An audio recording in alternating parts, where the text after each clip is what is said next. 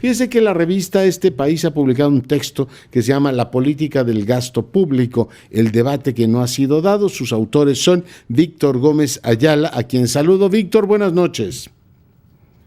¿Qué tal, Leonardo? Buenas noches. Un gusto saludarte a ti y a tu auditorio. Y me acompaña también Alester Monfort. Alester, buenas noches. Buenas noches, Leonardo, y buenas noches a tu auditorio. Gracias por brindarnos este espacio. Oye, pues encantados, el artículo es potente, es uno de estos artículos que uno disfruta. Empecemos con el argumento de si recauda suficiente o no. ¿Hacen ustedes o recuerdan la reforma esta del 2013 que apretó por la vía del impuesto sobre la renta, tratando de compensar las caídas efectivamente por las rentas petroleras? Alester, este es un estado que sigue recaudando poco el mexicano, ¿no?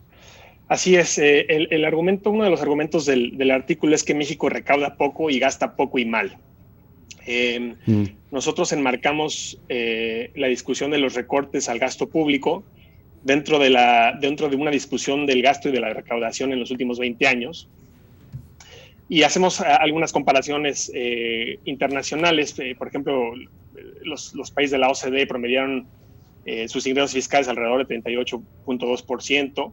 Mientras que en México esta recaudación fue del 23.7%. Como recordarás, se nos prometió también que con el combate a la corrupción y los recortes habría más o menos 500 mil millones de pesos adicionales para gastar. Eso es más o menos como 2% del PIB.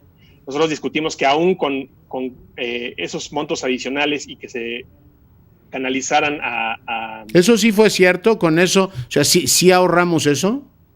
Pues no lo sabemos a la fecha, pero concediendo que fuera cierto, Leonardo, aún con ese 2% extra llegaríamos a 25 puntos del PIB aproximadamente, que no es suficiente para las necesidades de bienes públicos en calidad y cantidad que requiere el país. Ya. Entonces, recaudamos poco y ciertamente pues tenemos compromisos de políticas sociales, gasto de la burocracia y en teoría inversión pública. Pero Víctor, ¿por qué gastamos mal? Sí, por supuesto. Mira, yo creo que el primer gran mito alrededor del gasto se relaciona con el tamaño, ¿no? Cuando se habla del presupuesto de egresos de la Federación aprobado por la Cámara de Diputados para este año, estamos hablando de un nivel de 5.4 billones de pesos. Como te comentaba Leister, eso es alrededor de un 23% del PIB, pero aún así hay que tomar en cuenta que de ese gasto, básicamente un 30% se destina a las transferencias a los estados. Hay una parte importante que se dedica al pago de la deuda, hay otra parte que se dedica al pago de las pensiones públicas del IMSS y del ISSSTE, hay una parte que se destina a Pemex y a CFE, y que una vez que le vas quitando todos esos niveles de gasto, hay otro tipo de gasto que se llama no programable, es decir, que no puedes escapar de él, ¿no? que tiene una naturaleza que no depende de factores que estén bajo control del gobierno, y una vez que le quitas todo eso, pues la verdad es que el monto de gasto que te queda es cercano al billón de pesos, es decir, de esos 5.4 te queda uno, y una vez que bajas, pues lo que podrías considerar como estrategias o áreas prioritarias del gobierno, pensando en seguridad nacional, pensando en educación, pensando en salud, pues la verdad es que el gasto que te queda es la mitad, te quedan los famosos 500, 600 mil millones de pesos de los que te hablaba Leister.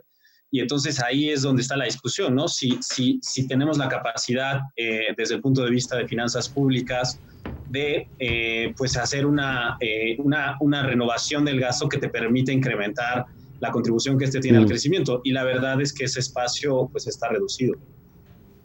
Ya. Oye, este gobierno, bueno, pues ha hecho efectivamente el equilibrio de finanzas públicas, una cuestión pues que en su momento fue muy bien vista porque daba certeza. No sé si en el contexto como el que tenemos sigue siendo igual de bueno, pero es un gobierno que ha recortado mucho su gasto, Alester.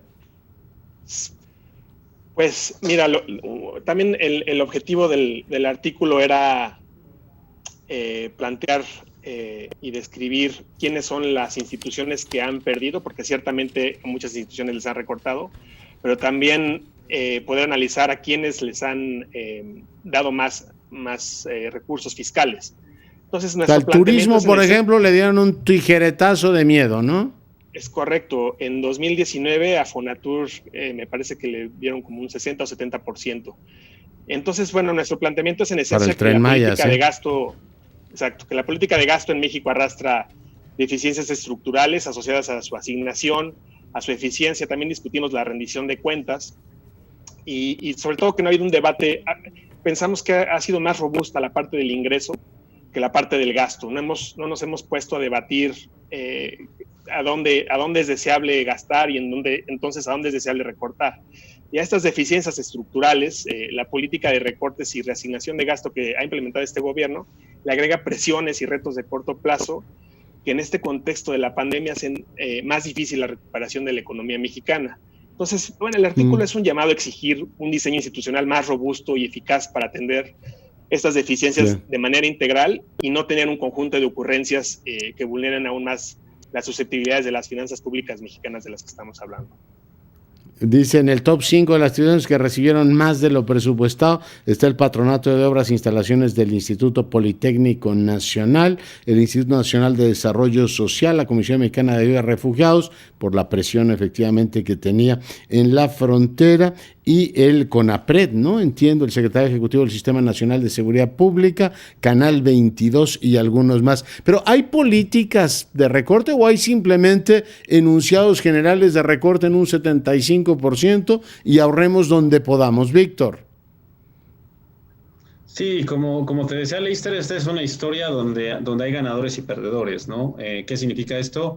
Que al haber un monto de gasto que se puede reasignar y que está bajo las atribuciones del gobierno federal, porque no todo ese gasto que aprueba el Congreso es un gasto que depende exclusivamente del gobierno federal. Hay otras entidades autónomas, el Poder Legislativo, el Poder Judicial, tienen una capacidad propia sobre los recursos que tienen aprobados, pero al interior del gobierno federal sí vemos una reasignación donde hay ganadores y perdedores, ¿no? Y vemos, por ejemplo, que una vez que consideras estas presiones de las que te hablo, que son las obligaciones de gasto en materia fiscal que tiene el Estado, pues sí hay diferentes instituciones al interior de la Administración Pública Federal que se benefician de esto, ¿no? El artículo un poco lo que hace es contabilizar la relación, los órdenes de magnitud entre los gastos que tienen aprobados por el Congreso y la ejecución, ¿no? Y entonces ahí es donde ves a estos ganadores y perdedores. Tienes oficinas que ejercen 3 o 4 veces el presupuesto aprobado y tienes otras oficinas al interior de la administración pública que ejercen un 10, un 15% de este gasto con los datos que nos arroja la propia Secretaría de Hacienda, ¿no? Entonces, básicamente lo que busca el artículo que publicamos es precisamente mostrar que esta no es una historia donde puedas tener un neto ganador o un neto perdedor. Al interior de las finanzas públicas y de las tareas que ejecuta el Estado, que ejecuta la Administración Pública Federal, pues hay algunas que se descuidan, ¿no? Y otras que muestran las prioridades que tiene el gobierno. Materia energética es un tema que marca las prioridades de la Administración, y otras que casualmente, cuando pensarías en las prioridades, por ejemplo, en los programas sociales, pues sí ves recortes severos, por ejemplo, en el gasto que está ejecutando, por ejemplo, una Secretaría como la Secretaría del Bienestar, ¿no? Entonces, y que al final los mensajes que muestra el gasto son contundentes, ¿no? Ya. Oye, y al final, si mantienes esta política de restricción, o le sigues metiendo dinero a la energía, o te sigues apostando por tus programas sociales, o no sé qué podrías hacer. Ustedes plantean literalmente un trilema, ¿no? Ante la crisis que hoy tenemos, decir, a ver, seguir metiendo en medio de esta crisis como la que tenemos recortes, le llaman ustedes austericidio, ¿no? Estos recortes puede llevar efectivamente a que en el momento digamos que se acabe la pandemia, en vez de tener una recuperación rápida, tengamos todavía pues muchas dificultades, Alister, para crecer. Así es, Leonardo. Pensamos que además, pues con las restricciones autoimpuestas por la actual administración para limitar la inversión en el caso particular del sector energético, se vuelve más importante para el gobierno mismo tener recursos disponibles para todas las cosas que ha definido como sus prioridades, ¿no? Entonces pensamos que no va a poder cumplir eventualmente los 3 objetivos que tú estás planteando: lograr una reasignación agresiva del presupuesto, destinar recursos suficientes a Pemex y CFE para implementar una política energética centrada en el Estado y mantener el nivel de deuda pública como porcentaje del PIB en una trayectoria sostenible. Creemos que eventualmente el gobierno nos va a tener que dejar alguno de estos objetivos de lado si es que quiere cumplir con su política social o con sus políticas en el sector energético. Y se puede efectivamente ser austero y querer crecer en una situación como la actual. Víctor, nos queda un minutito.